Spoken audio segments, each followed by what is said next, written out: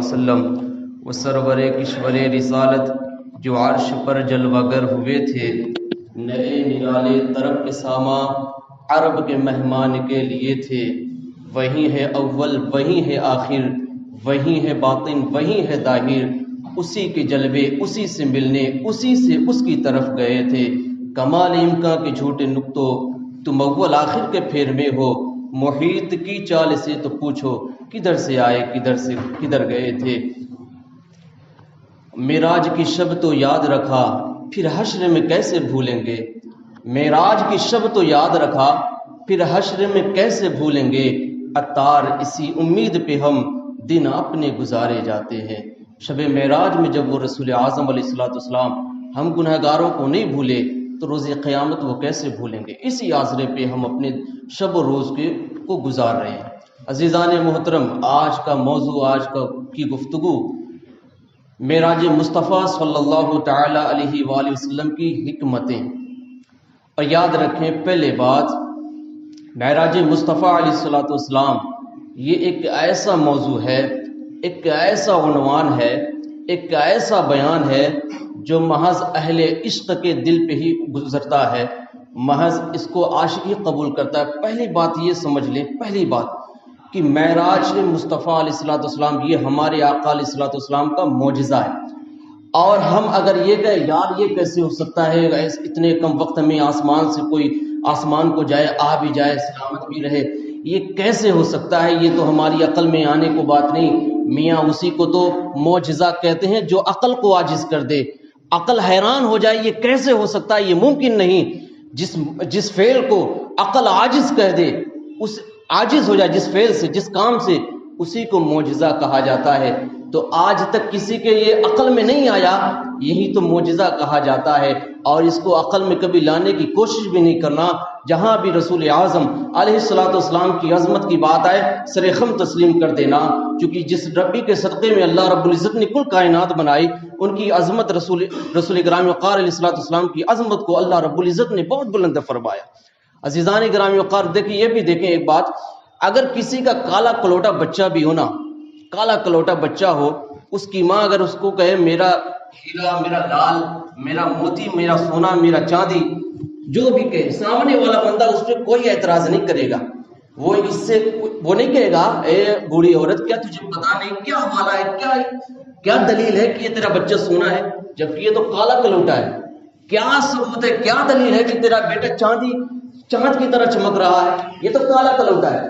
نہیں عزیزان گرامی وقار، کوئی اس ماں سے حوالہ نہیں مانگتا، کوئی بھی اس ماں سے ثبوت اور دلیل نہیں مانگتا کہ کیا دلیل ہے کہ تیرا بیٹا چاند کی طرح چمکدار ہے، کیا دلیل ہے کہ تیرا بیٹا سونے کی طرح ہے، موتی کی طرح، ہیرے کی طرح ہے۔ وہ حوالہ اس لیے نہیں مانگتا کہ ماں نے جو کہا ہے یہ فرط محبت میں کہا ہے، اور اس کی محبت نے جو کہا ہے سچ کہا ہے، حقیقت کہا ہے، اس لیے یہاں حوالہ مانگنا بے وقوفی اور حماقت ہے۔ عزیزان گرامی وقار، اب ذرا غور کریں، عقل کا استعمال کریں کہ جب کالے کلوٹے کو ماں ہیرا، موتی، سونا، چاندی کہے، اس سے حوالہ نہیں مانگا جاتا، جبکہ کالا کلوٹا ہے۔ ارے جس نبی کو اللہ رب العزت نے امام الانبیاء بنایا، جس نبی کو اللہ رب العزت نے معصوم سید المعصومین بنایا، امام الانبیاء بنایا، محبوب خدا بنایا، ان کی عظمت بیان کرنے کے لیے حوالے کی ضرورت ہے، ان کی عظمت بیان کرنے کے لیے ثبوت کی ضرورت ہے؟ یہ تو اپنے مقدر کی بات ہے، یہ تو اہل عشق کی بات ہے۔ وہی شان مصطفیٰ بیان کر سکتا ہے، وہی شان مصطفیٰ ہضم کر سکتا ہے جس کے دل میں رسول اکرام وقار علیہ السلام کی محبت جاگزی ہے۔ عزیزان محترم، بات پہ آتے ہیں۔ دیکھیں معراج مصطفیٰ، ہر انسان کوئی نہ کوئی کام کرتا ہے تو اس کے پیچھے کوئی حکمت ہوتی ہے، کوئی کارن ہوتا ہے، کوئی سبب ہوتا ہے، کوئی عذر ہوتا ہے۔ اگر کسی نے عالیشان مکان بنایا، اس کے پیچھے اس کا کوئی مقصد ہے۔ اگر وہ کاروبار کر رہا ہے، اس کے پیچھے کوئی مقصد ہے۔ اگر وہ تعلیم حاصل کر رہا ہے، اس کے پیچھے کوئی مقصد ہے۔ یعنی ہر کام کے پیچھے انسان کا کوئی نہ کوئی مقصد ہوتا ہے، کوئی نہ کوئی اس میں راز ہوتا ہے، کوئی نہ کوئی اس میں حکمت ہوتی ہے۔ اب یہاں پہ ہم غور کریں کہ آخر معراج مصطفیٰ علیہ السلام میں کون سی حکمت ہے، آخر معراج مصطفیٰ واقع کیوں ہوئی، اس میں کیا حکمت ہے؟ بہت ہی لطیف باتیں، بہت ہی عشق کو تازہ کرنے والی باتیں ہیں۔ بغور سماعت کریں انشاءاللہ دل جھوم اٹھے گا اپنے نبی کی شان۔ دیکھیں جب کوئی بندہ دل میں خواہش رکھتا ہے، آرزو رکھتا ہے، اگر فرض کر لیں اگر کوئی بندہ یہ تمنا کرے کاش میں ایک عالیشان محل بنا لوں، اور جب وہ دل سے اس کی خواہش لگ جائے محل بنانے کی اور وہ محل نہ بنا پائے تو وہ بے چین ہو جاتا ہے، اس کا دل بے قرار ہو جاتا ہے۔ وجہ یہ کہ اس کے دل میں یہ خواہش اور دلی تمنا تھی کہ میں عالیشان مکان بناؤں، لیکن یہ اس کا ارمان پورا نہیں ہوا تو وہ مایوس اور شرمندہ اور پریشان ہو گیا۔ بلا تمثیل عزیزان گرامی وقار، دنیا والوں کی دنیاوی خواہش ہوتی ہے، لیکن رسول گرامی وقار علیہ الصلوۃ والسلام کی بھی یہ خواہش تھی کہ جتنے بھی کفار ہیں، جتنے بھی کافر ہیں، سب کلمہ پڑھ کے مسلمان مومن بن جائیں۔ آقا علیہ الصلوۃ والسلام کی یہ خواہش، یہ آرزو تھی، اور آقا کی یہ دلی آرزو تھی، خواہش تھی، لیکن جب اس آرزو کی تکمیل کا کوئی رزلٹ نہیں سامنے آیا، جب یہ معاملہ پورے طریقے سے سامنے نہیں آیا تو آقا پریشان ہو گئے۔ آقا علیہ الصلوۃ والسلام تبلیغ فرماتے لیکن سارے لوگ اسلام قبول نہیں کرے، تو اس بات سے آقا علیہ الصلوۃ والسلام پریشان ہوئے۔ اور یہ بھی ایک اصول ہے، جو دو دوست بڑے سچے یار ہوں، بڑے عزیز ہوں، بڑے محب ہوں، بہت ہی آپس میں پیار ہو، اگر اس میں سے ایک پریشان ہوتا ہے، ایک مایوس ہوتا ہے، تو دوسرا کہتا ہے کیا بات ہے کیوں پریشان ہو، تو یہ اپنی پریشانی بیان کرتا ہے، تو دوسرا کہتا ہے پریشان ہو آؤ تھوڑا سیر کر لیتے ہیں، مائنڈ فریش ہو جائے گا، آؤ تھوڑا سیر کر لیتے ہیں، دماغ تازہ ہو جائے گا، اور دماغ تازہ ہو جائے گا تو صحت ٹھیک ہو جائے گی، الجھن دور ہو جائے گی، طبیعت خوب ہو جائے گی۔ عزیزان محترم، بلا تمثیل جب آقا علیہ الصلوۃ والسلام پریشان ہوئے تو رب تعالی نے فرمایا اے محبوب آؤ سیر کرا دیتا ہوں، اے محبوب آؤ آسمانوں کی سیر کرا دیتا ہوں، اے محبوب آؤ جنت کی سیر کرا دیتا ہوں۔ پہلی وجہ، پہلی حکمت معراج مصطفیٰ کی ہے، آقا علیہ الصلوۃ والسلام پریشان ہوئے، رب تعالی نے بلایا اپنے قرب خاص میں۔ دوسری وجہ یہ کہ اگر میں کوئی سامان فروخت کر رہا ہوں، بیچ رہا ہوں، اور میں نے امام صاحب سے کہا حضرت یہ میرا موبائل بیچوا دیجیے، ٹھیک ہے، اور یہ صاحب اب خریدنے کو آئے، تو یعنی کہ ان کا مجھ سے بھی تعلق ہونا چاہیے، ان سے بھی تعلق ہونا چاہیے، جبھی تو یہ مجھ سے لیں گے اور ان کو دیں گے۔ اگر بیچ میں یہ نہیں رہیں گے تو میں ان کو نہیں جانتا، میں بیچ نہیں پاؤں گا، تو بیچ میں یہ ہے وسیلہ، ذریعہ ہے۔ تو عزیزان محترم، فروخت کرنے کے لیے کسی کے ذریعے سے، تو بیچنے والا جو ہے وہ جس کا سامان ہے اس سے بھی تعلق ہونا چاہیے، جو لے رہا ہے اس سے بھی تعلق ہونا چاہیے۔ تو رب تعالیٰ نے ارشاد فرمایا قرآن مجید میں، جس کا ترجمہ ہے ہم نے مسلمانوں مومنوں کی جان اور مال کے بدلے خرید لیا ہے جنت کو۔ اب بیچ میں کون ہے؟ آقا علیہ الصلوۃ والسلام کی ذات۔ تو رب تعالیٰ نے فرمایا اے محبوب تم نے غلاموں کو تو دیکھ لیا ہے، تم نے مومنوں کو تو دیکھ لیا ہے، اب آؤ ذرا جنت بھی تو دیکھ لو۔ اے محبوب جو ان غلاموں کو ملنے والی جنت ہے اس جنت کو بھی تو دیکھ لو۔ یہ دوسری حکمت۔ تیسری حکمت کیا تھی؟ عزیزان محترم، بابا آدم علیہ نبینا علیہ الصلوۃ والسلام سے لے کر جناب ہمارے آقا علیہ الصلوۃ والسلام تک، جناب عیسیٰ علیہ الصلوۃ والسلام تک جتنے نبی آئے، جتنے انبیاء آئے، جتنے رسول آئے، سب نے کہا لا الہ الا اللہ۔ آپ بھی پڑھ لیں لا الہ الا اللہ، سب نے کہا لا الہ الا اللہ، نہیں کوئی معبود اللہ کے سوا۔ یہی پیغام سارے نبیوں نے دیا، سارے انبیاء نے دیا۔ لیکن ان انبیاء اکرام رسولہ نظام سے اگر کوئی یہ پوچھتا کیا آپ نے اللہ کو دیکھا ہے، کیا آپ نے رب کو دیکھا ہے، کیا آپ جس کی توحید کی دعوت دے رہے ہیں آپ نے اسے دیکھا ہے، تو انبیاء اس پہ خاموش ہو جاتے۔ لیکن عزیزان گرامی وقار، رب تعالیٰ نے جب اپنے محبوب کو دنیا میں جلوہ گر فرمایا، جب آقا علیہ الصلوۃ والسلام نے تبلیغ فرمائی، توحید کا اعلان فرمایا، تو اللہ رب العزت نے ارشاد فرمایا اے محبوب تمام انبیاء سے جب پوچھا گیا، انبیاء اور رسول سے جب پوچھا گیا آپ جس خدا کی دعوت دے رہے ہیں، جس ایک خدا کی عبادت کی دعوت آپ دے رہے ہیں، کیا اس خدا کو آپ نے دیکھا ہے؟ تو تمام انبیاء اس پہ خاموش ہو جاتے۔ لیکن اے محبوب آپ کو خاموش نہیں رہنا، اے محبوب آؤ اے محبوب آؤ اور تم میرا دیدار کر لو، اے محبوب آؤ اور تم مجھے دیکھ لو۔ اور رسول گرامی وقار علیہ الصلوۃ والسلام نے ارشاد فرمایا، جب آقا سے کسی نے پوچھا یا رسول اللہ کیا آپ نے رب کو دیکھا ہے، تو آقا نے فرمایا میں نے اپنے رب کو بڑی پیاری صورت میں دیکھا ہے۔ یہ تیسری وجہ تھی، تمام انبیاء نے بن دیکھے توحید کا اعلان فرمایا۔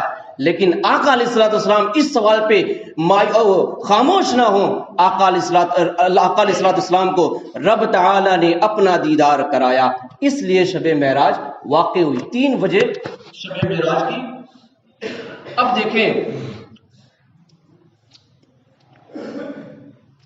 رات شب معراج کی اتنا اہم واقعہ ہے تو میں یہ نہیں چاہتا تھا کوئی بات مس ہو جائے، اس لیے میں نے سہارے کے لیے ہنٹ کے لیے کچھ اشارے لکھ لیے تاکہ تمام بات آپ تک پہنچے. دیکھیں شب معراج یہ رات کو واقع ہوئی، ٹھیک ہے، رات کو واقع ہوئی. اب سوال یہاں یہ پیدا ہوتا ہے کہ جو رب تعالی رات کو معراج کرانے پہ قادر ہے وہ دن میں بھی تو کرا سکتا تھا، وہ دن میں بھی تو کرا سکتا تھا. تو علماء اہل سنت، علماء کرام نے بڑا خوبصورت یہاں پہ نقطہ بیان فرمایا. اگر دن میں شب معراج مصطفیٰ واقع ہوتی، جبریل امین جنت سے جنتی سواری براق لے کر آتے، مسجد حرام سے آقا علیہ الصلوۃ والسلام بیٹھتے، آسمانی سفر شروع ہو جاتا، یعنی تمام دنیا والوں نے دیکھ لیا ہوتا. تو جب تمام لوگوں نے دیکھ لیا ہوتا تو پھر یہاں کوئی اعتراض کرتا ہی نہیں. اگر آقا فرماتے میں معراج کو گیا سارے لوگ مان لیتے کیونکہ سب نے دیکھا. لیکن عزیزان محترم یہ رات کو واقع اس لیے ہوئی کہ یہ وہی قبول کرے گا جو اہل عشق ہوگا. علماء کرام نے پھر یہاں بیان فرمایا جو معراج مصطفیٰ علیہ الصلوۃ والسلام کو قبول فرما لے گا، جو معراج مصطفیٰ علیہ الصلوۃ والسلام کی تصدیق کرے گا، اللہ رب العزت اسے مقام صدیق پہ فائز فرما دے گا، مقام صدیق پہ فائز فرما دے گا. اب دیکھیں تیسری بات یہ کہ اللہ رب العزت نے معراج پہ بلایا. اب مسجد حرام سے آقا علیہ الصلوۃ والسلام کا سفر شروع ہوا تو ہونا یہ چاہیے تھا کہ براق لے کر آئے جبریل امین مسجد حرام. تو مسجد اقصی کیوں جانا ہوا؟ ہونا یہ چاہیے تھا رب تعالیٰ ایسا فرماتا کہ مسجد حرام سے سیدھے آسمان کا سفر شروع ہو جاتا. لیکن مسجد اقصی جانے کی اس میں کیا حکمت ہے، اس میں کیا وجہ ہو سکتی ہے عزیزان محترم؟ تو مسجد اقصی جانے کی وجہ یہ، اگر میں آپ سے یہ کہوں کہ میں رات کے تھوڑے سے حصے میں ابھی مدینہ شریف سے ہو کر آ رہا ہوں، تو جن لوگوں نے مدینہ شریف دیکھا یا جو وہاں کے باشندے ہیں وہ مجھ سے پوچھیں گے اچھا جی رات کو مدینہ شریف سے آئے ہو، ذرا یہ بتاؤ وہاں کی فضا کیسی ہے، وہاں کا ماحول کیسا ہے، وہاں کی سڑکیں روڈز کیسی ہیں، وہاں کا ماحول کیسا ہے؟ تو عزیزان محترم جنہوں نے دیکھا ہے وہ مجھ سے سوال کریں گے تصدیق کے لیے، اور میں نے ان کے سوال کا صحیح جواب دے دیا تو وہ کہیں گے ہاں یہ رات کو مدینہ شریف سے آیا ہے، چونکہ جو ہم نے سوال کیا اس نے صحیح کیا. اب ذرا بتائیں اگر آقا علیہ الصلوۃ والسلام کا سفر سیدھے آسمان کا شروع ہوتا، اب کسی نے آسمان دیکھا ہے؟ نہیں دیکھا نا، کسی نے آسمان نہیں دیکھا. اب آقا فرماتے تو ہو سکتا ہے کسی کے اندر شک پیدا ہو جاتا پتہ نہیں گئے کہ نہیں، آسمان تو کسی نے دیکھا نہیں، لیکن مسجد اقصی دیکھنے والے موجود تھے اور مسجد اقصی بھی. تو عزیزان گرامی وقار اس لیے اس میں حکمت یہ تھی کہ مسجد حرام سے مسجد اقصی تک کا سفر زمینی سفر کیا جائے، پھر مسجد اقصی سے آسمانی سفر شروع کیا جائے، تاکہ جب اس پہ کوئی دلیل مانگے تو یہ زمینی سفر کم از کم یہ دلیل بن سکتا ہے. چونکہ مسجد حرام سے مسجد اقصی بھی ایک بہت طویل سفر تھا، اس دور کے لیے بہت وقت کا سفر تھا، غالباً کہ 1 مہینے کا سفر غالباً. عزیزان محترم اور ہوا بھی ایسا ہی، جب رسول گرامی وقار علیہ الصلوۃ والسلام معراج سے تشریف لائے، آپ نے اعلان فرمایا تو وہ جو ابو جہل کمینہ تھا وہ دوڑتا بھاگتا ہوا بازار گیا، اور بازار میں جانے کے بعد جو بیت المقدس کے جو باشندے تھے ان سے کہتا ہے میرا ایک بھتیجا ہے وہ ایسے کہہ رہا ہے کہ 18,000 برس کا سفر اس نے لمحوں بھر میں کر لیا، لمحوں بھر میں 18 سال کا برس، 18,000 سال کا سفر معمولی بات ہے لمحے بھر میں. عزیزان محترم تو اس سے ایسا سوال کرو، تو ان باشندگان نے مسجد اقصی نے کہا ٹھیک ہے جی ہم ان سے ایسا سوال کرتے ہیں، اگر انہوں نے واقعی میں مسجد اقصی دیکھا ہوگا تو وہ ہمارے سوال کا صحیح جواب دیں گے. ابو جہل ان کو لایا اور اس کے بعد انہوں نے کہا اے رسول گرامی وقار ہم آپ سے سوال کرنا چاہتے ہیں، آپ مسجد اقصی گئے ہیں، ظاہری طور پر ابھی آقا علیہ الصلوۃ والسلام نے مسجد اقصی کا سفر نہیں کیا تھا. اس کے بعد ان لوگوں نے پوچھا یہ بتائیں مسجد اقصی آپ گئے تھے؟ ہاں گیا تھا. مسجد اقصی میں کتنے روشن دان تھے؟ مسجد اقصی میں کتنی کھڑکیاں تھیں؟ مسجد اقصی میں کتنے دروازے تھے؟ اب یہ بتائیں آپ نماز پڑھنے آتے ہیں کیا روشن دان گننے آتے ہیں؟ کیا دروازہ گننے آتے ہیں؟ نہیں گننے آتے نا. کیا پنکھے گننے آتے ہیں؟ بالکل نہیں. آپ کو کام تھا مسجد میں آنے سے، نماز پڑھنے سے، نماز آپ نے پڑھا، تلاوت کی، چلے گئے۔ لیکن عزیزان گرامی وقار ان کا سوال کیسا تھا؟ انہوں نے کہا کہ بتائیں مسجد اقصی میں دروازے کتنے، کھڑکیاں کتنی، روشندان کتنے؟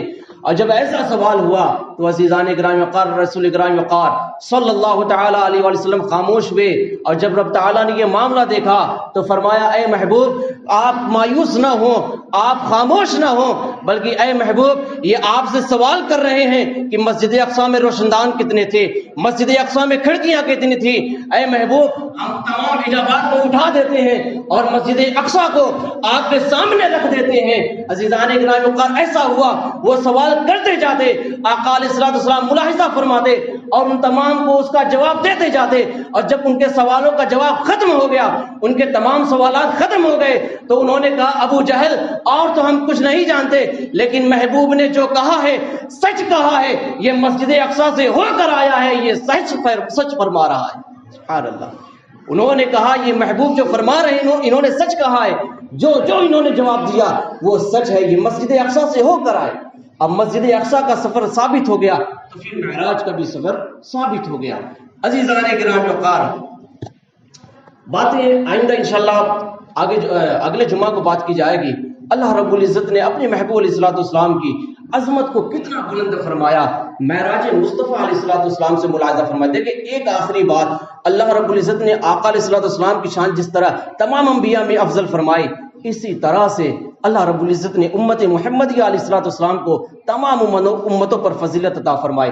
یہ دیکھیں جب آقا علیہ الصلوۃ والسلام سدرہ کو پہنچے، اب سدرہ پہ جب پہنچے تو آقا علیہ الصلوۃ والسلام نے فرمایا جبریل چلو، تو جبریل نے کہا یا رسول اللہ بال کے برابر بھی اگر میں تھوڑا بھی آگے اس سے بڑھا تو میرے بالوں پر جل جائیں گے تجلیات الہی سے، یا رسول اللہ میں اس سے آگے نہیں جا سکتا۔ اب ذرا غور کریں نا جبریل کون ہے؟ یہ نوریوں کے سردار ہیں۔ میاں آقا علیہ الصلوۃ والسلام بشر ہیں، لیکن ایسے بشر کہ ابو البشر بھی ان کی طرح نہیں۔ آقا نور ہیں لیکن ایسے نور کہ نوریوں کا سردار جبریل امین بھی ان کی طرح نہیں۔ عزیزان گرامی وقار اس کے بعد جبریل امین کا ایسا معاملہ ہوتا، آقا فرماتے اے جبریل تم نے تمام انبیاء کی بارگاہ میں حاضری دی ہے، تم نے تمام انبیاء کی بارگاہ میں حاضری دی، اور جب ان کی بارگاہ سے جاتے تو ہر نبی سے تم یہی کہتے کوئی پیغام ہو تو بتا دو، رب کے حضور جا رہا ہوں۔ عزیزان گرامی وقار لیکن چونکہ اس سفر میں جبریل امین سدرہ پر ہی رک گئے، تو آج آقا علیہ الصلوۃ والسلام نے جبریل امین سے کہا جبریل تو نے تو سب نبیوں سے کہا کوئی پیغام ہو تو بتاؤ، لیکن آج میں تم سے کہہ رہا ہوں کوئی پیغام ہو تو بتاؤ، میں رب کے قرب میں جا رہا ہوں۔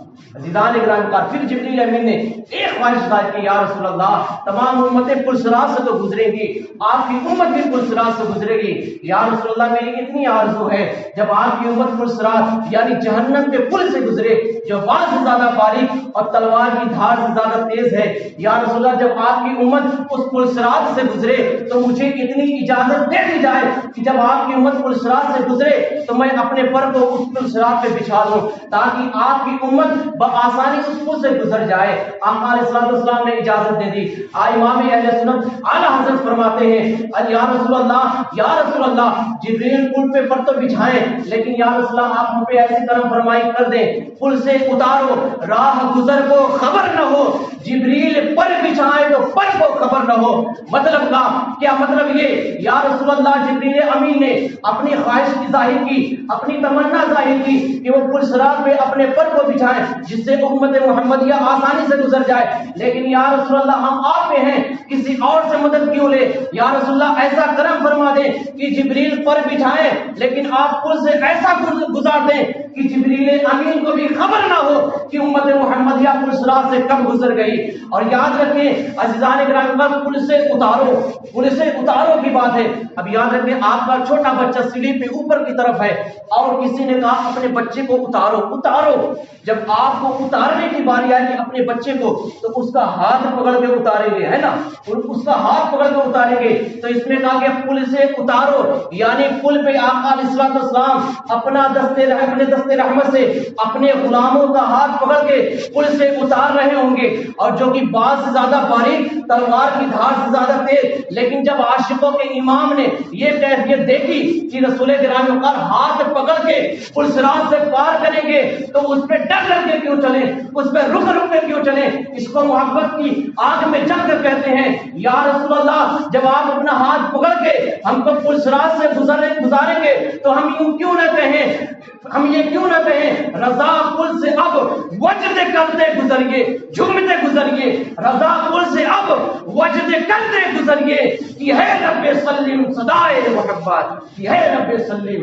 صدائے محبت۔ عزیزان ہے سفارہ سب حور و ملک اور غلماں خلد سجاتے ہیں سفارہ سب حور و ملک اور غلماں خلد سجاتے ہیں، ایک دھوم ہے عرش آدم پر مہمان خدا کے آتے ہیں، ایک دھوم ہے عرش آدم پر مہمان خدا کے آتے ہیں، اور معراج کی شب تو یاد رکھا پھر حشر میں کیسے بھولیں گے، معراج کی شب تو یاد رکھا پھر حشر میں کیسے بھولیں گے، عطار اسی امید پہ ہم دن اپنے گزارے جاتے ہیں، عطار اسی امید پہ ہم دن اپنے گزارے جاتے ہیں۔ عزیزان گرامی وقار، رب کعبہ عز و جل کا بے انتہا فضل اس کا کرم کہ اس نے عافیت خیریت صحت کے ساتھ ایک دفعہ پھر ہمیں یوم جمعہ عطا فرمایا۔ اللہ رب العزت نماز جمعہ کی طرح ہمیں نماز پنج وقتہ بھی جماعت کے ساتھ ادا کرنے کی توفیق عطا فرمائے۔ عزیزان محترم، رب تعالیٰ نے قرآن مجید میں ارشاد فرمایا سبحان الذي اسرا بعبده ليلا من المسجد الحرام الى المسجد الاقصى الذي باركنا حوله لنريه من آياتنا انه هو السميع البصير۔ آپ ذرا غور کریں اس آیت کریمہ میں، پہلے تو قرآن مجید میں 114 صورتیں ہیں، 114 صورتوں میں یہ پہلی ایسی صورت ہے میرے علم کے مطابق، یہ پہلی ایسی صورت ہے جو لفظ سبحان سے شروع ہوئی، یہ پہلی ایسی صورت ہے میرے علم کے مطابق کہ اس میں یہ آیت جو سورہ بنی اسرائیل پہلی ایسی سورہ ہے جو لفظ سبحان سے شروع ہوئی۔ اس بات کو کاٹ کے پچھلے جمعہ کو جائیں جہاں تک بات میں نے چھوڑی تھی کہ یہ بیان ہوا کہ آقا علیہ السلام کا سفر جو ہے وہ ڈائریکٹ آسمان کا شروع ہو جاتا، یہ زمینی سفر کیوں؟ تو بات آپ کو بتا دی گئی تھی کہ اس کی تصدیق ہو گئی، زمینی سفر کی اگر تصدیق ہو گئی تو آسمانی سفر کی بھی تصدیق ہو جائے گی، اس لیے زمینی سفر کیا گیا۔ اور دوسری اس کی حکمت یہ تھی کہ مسجد حرام سے مسجد اقصی تک جانے کی دوسری حکمت یہ کہ وہاں آقا جان علیہ السلام کو اولین و آخرین انبیاء کی امامت کرانی تھی۔ آقا علیہ السلام نے تمام انبیاء کی وہاں مسجد اقصی میں امامت فرمائی، اور پھر آقا جان علیہ السلام کو امام الانبیاء بھی کہا جاتا ہے، امام الانبیاء نبیوں کا امام۔ اور دیکھیں اب بات کو آگے بڑھائی جائے کہ اس میں لفظ سبحان سورہ بنی اسرائیل میں جو معراج کا ذکر ہوا، پہلے سبحان کا لفظ استعمال کیوں کیا گیا؟ پاک ہے وہ ذات ہر عیب سے، ہر کمی سے، ہر نقص سے، پاک ہے وہ ذات، قدرت والی وہ ذات ہے، کمزوری سے پاک، عیب سے پاک، وہ تمام جو عیب ہوتے ہیں تمام چیزوں سے وہ رب تعالیٰ پاک ہے، اس کی قدرت ایسی ان اللہ علی کل شیء قدیر، اس کی منشا ایسی ان اللہ یرزق لمن یشاء بغیر حساب، وہ قدیر و جبار خدا۔ اب یہاں پہ دیکھیں اس کی بات یہ سبحان لفظ کی دو بات آپ کو بتائیں کہ پہلی بات یہ کہ آدمی ہمارے گھر میں اگر ہمارا بھائی کوئی دولہا وغیرہ بنے یا ہم میں سے کوئی ایسا ماحول دیکھے، ایسا نظارہ دیکھے یا ایسی حیران کن بات سنے تو اس کی زبان سے برجستہ نکل جاتا ہے سبحان اللہ، ہاں سبحان اللہ، کیا بات ہے یار۔ ایسے آپ کے ساتھ ممکن ہے کہ ایسا ہوا ہوگا کہ کوئی حیران کن بات کبھی سننے کو آئی تو برجستہ انسان پہ اٹھتا ہے سبحان اللہ، ایسا ہوا، سبحان اللہ کیا لگ رہا ہے یار میرا بھائی دلہا بننے کے بعد، ماں کہتی سبحان اللہ میرا بیٹا دلہا بنا۔ تو عزیزان محترم یہ لفظ سبحان جب کوئی بہت عظیم ترین بات ہوتی ہے، بہت عظیم ترین بندہ نظارہ کرتا ہے، بہت حیران کن گفتگو سنتا ہے تو برجستہ اس کی زبان سے سبحان اللہ نکلتا ہے۔ اکثر ایسا بھی ہوا ہے آپ کے ساتھ، ہمارے ساتھ، کہ میں یہاں گفتگو کر رہا ہوں، کوئی بات ایسی آئی ہے، میں نے نہیں کہا آپ سبحان اللہ کہیں، لیکن آپ کی زبان سے برجستہ سبحان اللہ نکلتا ہے۔ یہ ایک ایسا لفظ ہے اب دیکھیں ذرا عزیزان محترم، ہمارے گھر میں جب کسی ماں کا بیٹا دولہا بنے تو اس کی ماں سبحان اللہ بولتی ہے، اس کا باپ سبحان اللہ بولتا ہے، اس کا بھائی سبحان اللہ بولتا ہے۔ لیکن معراج مصطفیٰ علیہ السلام، شب معراج میں جب رحمت للعالمین علیہ السلام دولہا بنے تو ظاہر آقا کی والدہ کا بھی انتقال ہو گیا، آقا کے والد کا بھی انتقال ہو گیا، آقا کے چچا، آقا کے دادا، تمام احبا کا انتقال ہو چکا۔ اب آقا معراج کا دولہا بنے ہیں تو کون سبحان اللہ بولے؟ سبحان اللہ بولنے کون بولے؟ یہ آج معراج کا دولہا نبی کریم علیہ السلام بنے ہیں۔ تو عزیزان محترم، گویا کہ رب تعالیٰ کی طرف سے ارشاد ہوا، اے محبوب، لوگ دولہا بنتے ہیں تو ان کے رشتہ دار سبحان اللہ بولتے ہیں، لیکن اے محبوب آپ کی شان ایسی، آپ معراج کا دولہا بنے ہیں تو آپ کا پروردگار سبحان اللہ کہہ رہا ہے، سبحان الذی اسریٰ کہہ رہا ہے۔ عزیزان محترم، ذیشان نبی ہے سب، لیکن عزیزان محترم نبی کریم علیہ السلام کی عظمت ایسی ہے، شان ایسی ہے کہ ایسی شان، ایسی عظمت کسی اور کو حاصل نہیں ہوئی۔ اور جب دولہا بنتے ہیں تو ان کے گھر، ان کے رشتہ دار سبحان اللہ بولتے ہیں، لیکن نبی کریم علیہ السلام جب معراج کا دولہا بنے تو اور رشتہ داروں نے نہیں بلکہ پروردگار نے سبحان اللہ کا۔ آج بھی یہ نہیں دیکھ سکتے، قرآن مجید میں موجود ہے، سبحان اللہ، سبحان اللہ۔ اب اس کے بعد دیکھیں دوسری بات یہ، یہاں پہ رب تعالیٰ عالم الغیب والشہادہ ہے، وہ جانتا ہے کہ اس کی مخلوق میں ہر قسم کے بندے ہیں۔ تو یہاں پہ کسی کے ذہن میں یہ سوال آ سکتا ہے، آیا بھی تھا، آ رہا ہے، آئے گا بھی، کہ اتنے کم وقت میں اتنا طویل سفر، 18,000 سال کا سفر لمحے بھر میں، اتنے وقت میں کہ جب واپس آئے تو زنجیر ہل رہی تھی، پانی کے قطرات ٹپک رہے تھے، بستر گرم تھا، اتنے معمولی سے وقت میں 18,000 سال کا سفر طے کرنا، یہ عقل ماننے کو تیار نہیں، عاجز ہو چکی عقل نہیں مانتی۔ تو رب تعالیٰ جانتا تھا، لیکن عزیزان محترم اس معراج کے سفر کو بیان کرنے سے پہلے رب تعالیٰ نے لفظ سبحان کا انتخاب فرمایا، سبحان فرمایا، پاک ہے وہ ذات ہر عیب سے، ہر کمی سے، لا طاقتی سے، یعنی وہ رب تعالیٰ پاور والا ہے، قدرت والا ہے۔ ان اللہ علی کل شیء قدیر، وہ قادر مطلق ہے، عزیزان محترم وہ ہر عیب سے پاک ہے۔ تو اس نے فرمایا سبحان اللہ، پاک ہے وہ ذات، پاک ہے وہ ذات۔ اب اگر یہاں کسی انسان کے لیے ذہن میں سوال آئے، اتنے برس کا سفر اتنے معمولی وقت میں کوئی طے کیسے کر سکتا ہے؟ تو عزیزان محترم یہاں ہمارے ایمان کی مضبوطی کے لیے یہ لفظ سبحان ہمیں جھجھوڑتا ہے، اے بندے تو یہ پہلے نہ دیکھ، یہ تو نہ دیکھ ایک نبی، ایک رسول 18,000 سال کے سفر کو لمحے بھر میں کیسے طے کر سکتا ہے؟ ارے یہ بعد میں دیکھنا، پہلے قرآن کی آیت کے اس لفظ کو دیکھنا، سبحان الذی، اے بندے جانے والے کو بعد میں دیکھنا، پہلے لے جانے والے ذات کو دیکھ لے۔ ارے جس نے ایک لفظ کن سے 18,000 مخلوقات کو وجود بخشا ہے، اگر وہ ایک رات میں بلکہ لمحے بھر میں 18,000 سال کے سفر کو اپنے محبوب کو طے کرا دے تو اس میں کیا تعجب ہے؟ اور یاد رکھیں، سفر معراج مصطفیٰ کا انکار یہ نبی کے سفر کے معراج کا انکار نہیں ہے، بلکہ رب تعالیٰ کی قدرت کا انکار ہے۔ سبحان اللہ، پاک ہے وہ ذات۔ قرآن مجید میں جو آیا تھا اس میں آقا نے تھوڑی فرمایا میں معراج کو گیا، میں معراج کو گیا، نہیں، بلکہ ترجمہ دیکھیں قرآن مجید کیا ہے، سبحان الذی اسریٰ بعبدہ لیلا من المسجد الحرام، پاک ہے وہ ذات جو لے گئی اپنے بندے خاص کو۔ آقا نے یہ نہیں فرمایا میں گیا، جو لے گئی اپنے بندے خاص کو۔ عزیزان محترم تو یہ لفظ سبحان ہمارے ایمان و عقیدے کو اور پختہ کرتا ہے کہ پاک ہے وہ ذات، رب تعالیٰ کی ذات لے گئی۔ اب ہم کو یہاں اپنا محاسبہ کرنا چاہیے کہ ہم اگر سفر معراج مصطفیٰ کا انکار کر رہے ہیں تو یہ تو رب تعالیٰ کی قدرت کا انکار ہو رہا ہے، یعنی آقا نہیں جا سکتے، کیا رب تعالیٰ لے جانے پہ قادر نہیں؟ یار ذرا غور کریں نا، جو رب تعالیٰ پانی پہ یہ زمین جیسا عظیم فرش بچھانے پہ قادر ہے، جو رب تعالیٰ آسمان جیسا شامیانہ بغیر ستون کے سایہ فکر کرنے پہ قادر ہے، عزیزان مطلب جو زمین و آسمان سے بڑے چاند و ستاروں کو آسمان میں معلق فرمانے پر رب تعالیٰ قادر ہے، وہ لمحے بھر میں 18,000 سال کے سفر کو اپنے محبوب کو اگر طے کرا دے تو اس میں تعجب کی بات ہے؟ بلکہ وہی بات آپ کو کہنی ہے جو رب تعالیٰ نے قرآن مجید میں ارشاد فرمایا، ان اللہ علی کل شیء قدیر، بے شک اللہ ہر چاہے پہ قادر ہے، ہر چاہے پہ قادر ہے رب تعالی۔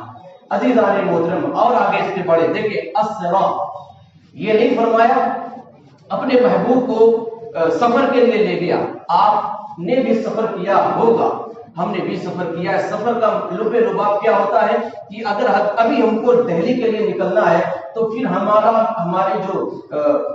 جو ٹارگیٹ ہے وہ دہلی ہے، راستے میں نہ ہم کو کہیں رکنا ہے، بلکہ گاڑی بھی ایسی کریں گے جو ڈائریکٹ دہلی کو جائے، ایسا ہی ہوتا ہے نا، ایسی گاڑی بھی کریں گے جو ڈائریکٹ دہلی ہم کو پہنچائے۔ کیوں؟ ہم کو سفر کرنا ہے، دہلی پہنچنا ہے اور وہاں پہ ہم کو جو اپنا کام کو کر کے واپس چلے آنا ہے، یہ ہوتا ہے سفر۔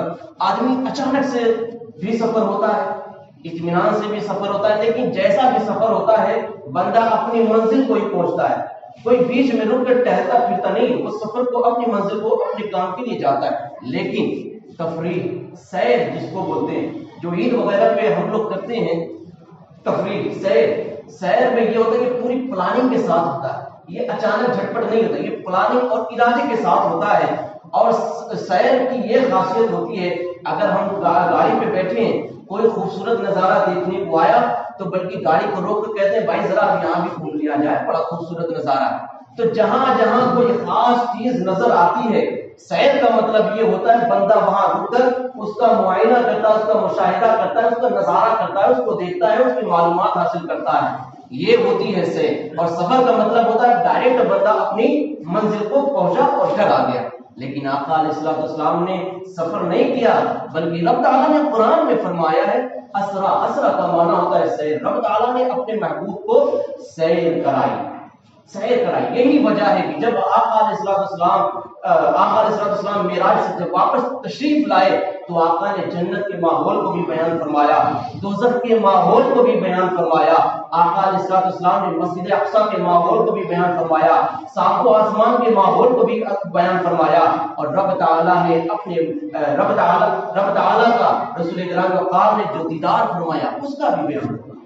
یہ سیر ہی تھا۔ اگر صرف سفر ہوتا، یعنی رب تعالیٰ کا دیدار صرف سفر ہوتا تو آسمان یہ مسجد حرام سے سواری ہوتی اور لا مقام میں پہنچ جاتی، یہ سیر تھا، یہ سفر تھا، لیکن یہ نہیں ہوا، بلکہ جگہ جگہ آقا علیہ السلام کی سواری رکی۔ اور دیکھیں اس میں ایک بات سیر، اب یہاں پہ آقا علیہ السلام نے رب تعالیٰ کا دیدار فرمایا، یہ بات ہو سکتا ہے لطف نہ دے، مزہ نہ دے، دے بھی نہیں سکتی۔ وجہ اس کی یہ ہے، اس مثال کے ساتھ سمجھے کہ اگر کوئی بندہ یہ کہے، میں ابھی سمجھ لے آپ سے یہ کہوں کہ میں غار طور پہ ابھی 5 مرتبہ اوپر گیا پھر نیچے آ گیا ہوں، تو آپ کی صحت پہ کوئی اثر نہیں پڑے گا، آپ کو کوئی حیرت نہیں ہوئی، آپ کو کوئی تعجب نہیں ہوا۔ ہو سکتا ہے کہ چھت اتنا اونچا کو غار طور ہو، آ گیا ہو، چلا گیا ہو، کوئی تعجب کی بات، کوئی آپ کی صحت پہ اثر نہیں پڑے گا بھی۔ کیوں؟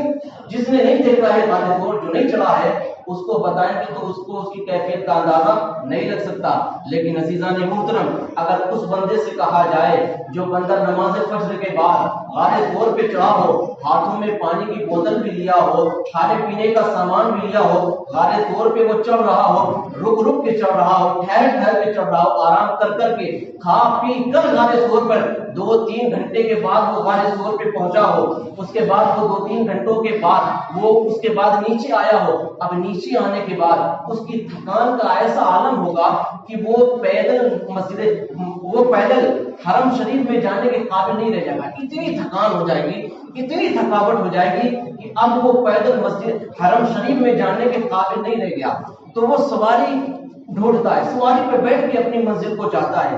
عزیزان محترم، ایسا بندہ جو غار طور پہ گیا اور آیا تھکا ماندہ، ایک دم چور بدن، ایک دم نڈھال تھکان سے، اب ایسا بندہ بستر پہ گیا اپنے روم میں، چین کی سانس لے رہا ہو لیٹ کر، ایک دم قرار کی سانس لے رہا ہو، اگر اس سے کوئی بندہ کہہ دے، وہ ایک بار آیا ہے، اگر اس سے کوئی بندہ کہہ دے میاں غار طور پر میں آج 5 مرتبہ گیا ہوں اور 5 مرتبہ میں واپس بھی آ گیا ہوں، تو وہ بندہ جھٹ سے اٹھ بیٹھے گا اور اس کی آنکھیں پھٹی کی پھٹی رہ جائیں گی، تعجب سے پوچھے گا میاں غار طور سے 5 مرتبہ آ گئے، میری تو ایک بار میں یہ حالت ہوگی، کیسے آ گئے، ایسے کیسے ہو گیا؟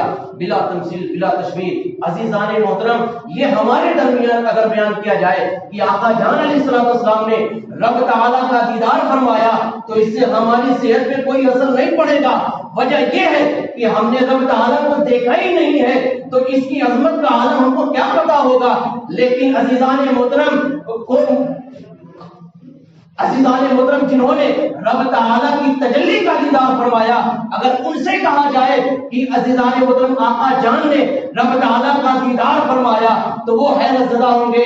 جس کو دیکھا یہ موسیٰ سے پوچھے کوئی، آنکھ والوں کی ہمت پہ لاکھوں سلام۔ سر طور کوئی جائے اسے آپ کیا کہیں گے، سر طور کوئی جائے اسے آپ کیا کہیں گے، ارے جسے خود خدا بلائے اسے آپ کیا کہیں گے، جسے خود خدا بلائے اسے آپ کیا کہیں گے۔ آخری بات دیکھیں، رب تعالیٰ نے فرمایا محبوب جب کوئی آتا ہے تو وہ تحفہ بھی لے کر آتا ہے۔ محبوب آپ نے بھی کوئی تحفہ، آپ بھی کوئی تحفہ لے کر آئے ہیں؟ تو آقا علیہ السلام نے ارشاد فرمایا التحیات للہ والصلوات والطیبات، مولا کریم میری جانی مالی بدنی عبادتیں تیرے لیے، میری عاجزی میری انکساری تیرے لیے۔ اب ذرا غور کریں، جنہوں نے انبیاء کی امامت فرمائی، جو نبی آخر الزمان ہیں، جو محبوب خدا ہیں، جنہیں رب تعالیٰ نے اپنے قرب خاص میں بلایا، وہ فرماتے ہیں مولا میری عاجزی انکساری تیرے لیے۔ آقا کریم اس مقام پہ پہنچنے کے بعد بھی عاجزی انکساری پیش فرما رہے ہیں۔ عزیزان محترم پھر رب تعالیٰ نے فرمایا السلام علیک ایھا النبی ورحمۃ اللہ وبرکاتہ۔ رب تعالیٰ نے اپنے محبوب میں سلام پڑھا، بھیجا، اور یہ بات یاد رکھیں کہ التحیات ہے جو ہم نماز میں ہر نماز میں پڑھتے ہیں، ذرا اس کے بغیر کوئی نماز پڑھ کے دکھا نہیں ہو سکتی۔ تو یہ التحیات ہے جو رب، یہ اللہ رب العزت نے اللہ رب العزت اور اس کے محبوب کا کلام، رب تعالیٰ نے فرمایا التحیات للہ والصلوات والطیبات، اور آقا علیہ السلام نے فرمایا، رب تعالیٰ نے فرمایا السلام علیک ایھا النبی ورحمۃ اللہ وبرکاتہ۔ اس کے بعد آقا علیہ السلام کی رحمت پہ قربان نہ جائے کیوں یار عزیزان محترم، اور نبی نے یہ دعا کی، اور نبی کی جو گنہگار امت تھی، ذرا اپنے نبی کا اپنے امتیوں سے پیار تو ذرا دیکھیں یار، اور نبی کی جو امتیں گنہگار تھیں تو وہ نبی فرماتے مولا یہ گنہگار بندے تیرے لیے تیرے حوالے کرتا ہوں، یہ جو نیکوکار ہے انہیں میں اپنے پاس رکھتا ہوں۔ لیکن قربان جائے اس مقام پہ بھی رب تعالیٰ کے محبوب پہنچے، وہاں پر جب رب تعالیٰ نے اپنے محبوب کے سلام بھیجا تو فوراً آقا فرماتے ہیں السلام علینا وعلی عباد اللہ الصالحین، السلام علینا، یہ اس میں تمام مولا میرے گنہگار امتیوں پر بھی سلام ہو۔ اس کے بعد جو صالحین ہیں آقا نے ان کو الگ کیا، گنہگاروں کو آقا نے اپنے پاس لیا اور صالحین کو آقا نے رب تعالیٰ کے حوالے کیا۔ عزیزان محترم یہاں ایک بات اور بھی قابل غور اور عظمت مصطفیٰ علیہ السلام کے حوالے سے کہ رب تعالیٰ نے فرمایا السلام علیک، السلام علیک۔ آپ اگر ہم سے ملاقات کریں تنہائی میں بھی تو آپ کیا کہیں گے؟ السلام علیکم کہیں گے نا۔ یہ علیکم یہ جمع کے لیے استعمال ہوتا ہے، تین یا تین سے زیادہ لوگوں کے لیے علیکم یہ جمع کا لفظ بولا جاتا ہے۔ اب ذرا غور کریں، میں اکیلا آپ سے ملا، آپ نے مجھ کو کہا السلام علیکم، میں تو اکیلا ہوں، تو یہ جمع کا لفظ کیوں استعمال کر رہے ہیں؟ تین یا تین سے زائد کے لیے کیوں لفظ استعمال کر رہے ہیں؟ ہونا یہ چاہیے السلام علیکم کرنا چاہیے، لیکن السلام علیکم ہم کو کیوں کہا جاتا ہے اکیلے ملتے تو بھی؟ تو وجہ اس کی ہے عزیزان محترم، اگرچہ ہم تنہا ہیں سلام کرنے والا علیکم کہے گا، وجہ یہ ہے کہ ایک میری ذات ہے اور یہ دو فرشتوں کی ذات ہے، ملا کر تین ہو گئے نا، تو یہ السلام علیکم اس لیے کہا جاتا ہے۔ لیکن ذرا غور کرے نا، رب تعالیٰ نے اپنے محبوب کو السلام علیکم کیوں فرمایا؟ السلام علیکم فرماتا لیکن السلام علیکم فرمایا، واحد کا اکیلے کا جملہ استعمال فرمایا۔ عزیزان محترم نہیں سمجھ میں آئی؟ ذرا غور کریں، رسول گرامی وقار علیہ السلام کی وہ شان ہے، وہ عظمت ہے، آقا اس مقام پر پہنچے جہاں کرامن کاتبین کا بھی گزر ہو نہیں سکتا، جہاں کرامن کاتبین بھی نہیں پہنچ سکتے، وہاں رسول گرامی وقار علیہ السلام کا گزر ہوا۔ اللہ رب العزت کہنے سننے سے زیادہ عمل کی توفیق عطا فرمائے۔ آج یا آج سے پہلے میری زبان و فعل سے کوئی بھی کفریہ کلمات و فعل ہوئے سب سے میں سچی توبہ کرتا ہوں، میرا رب میری توبہ قبول فرمائے۔ استغفر اللہ ربی من کل ذنب واتوب الیہ۔ کلمہ طیبہ آپ پڑھ لیں، لا الہ الا اللہ محمد رسول اللہ، جو سنت نہیں پڑھی۔